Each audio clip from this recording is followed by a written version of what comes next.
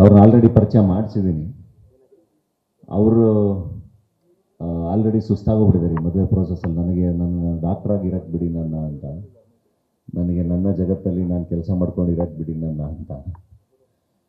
ಆದರೆ ಎಲ್ಲರೂ ಒಂದ್ಸರಿ ಪರಿಚಯ ಮಾಡಿಸ್ಬೇಕು, ಮಾತಾಡಿಸ್ಬೇಕು, ಅದಕ್ಕೆ ಕರ್ಕೊಂಬಂದಿದ್ದೀನಿ. ಸೊ ಏನೇ ಇದ್ರೂ ಕೇಳ್ಬೋದು, ನಿಮ್ಮ ಪ್ರಶ್ನೆಗಳಿದ್ರೆ ಕೇಳಿ ಮಾತಾಡೋಣ.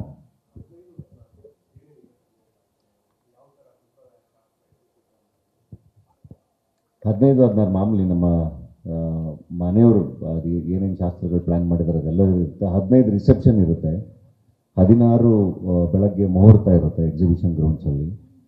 ಸೊ 15ನೇ ತಾರೀಕು ಅಂದರೆ ಫಸ್ಟು ನಾವೇನು ಅಂದ್ಕೊಂಡ್ವಿ, ಸಪ್ರೇಟಾಗಿ ಎಲ್ಲ ಮಾಡೋಣ ಅಂತಲೇ ಅಂದ್ಕೊಂಡ್ವಿ. ಅಂದರೆ ಅಭಿಮಾನಿಗಳಿಗೆ ಸಪ್ರೇಟು, ಈವೆಂಟ್ ಸಪ್ರೇಟು, ಇದೆಲ್ಲದನ್ನು ಯೋಚನೆ ಮಾಡಿದ್ವಿ. ಆದರೆ ಏನು ಮಾಡಿದ್ರು ಅಭಿಮಾನಿಗಳು ಅಂದರೆ ಈವೆಂಟಿಗೆ ಬಂದೇ ಬರ್ತಾರೆ ಆ್ಯಕ್ಚುಲಿ. ಸೊ ಸಪ್ರೇಟಾಗಿ ಮಾಡೋದಕ್ಕಿಂತ ಅವ್ರಿಗೂ ಇನ್ವೈಟ್ ಇದ್ದರೆ ಬೆಟರ್ ಅಂತ ಹೇಳಿ ಅದಕ್ಕೇ ತುಂಬ ಎಕ್ಸಿಬಿಷನ್ ಗ್ರೌಂಡ್ಸ್ ಅನ್ನೋ ಒಂದು ಜಾಗನ ಚೂಸ್ ಮಾಡಿದ್ವಿ ಎಲ್ಲದನ್ನು.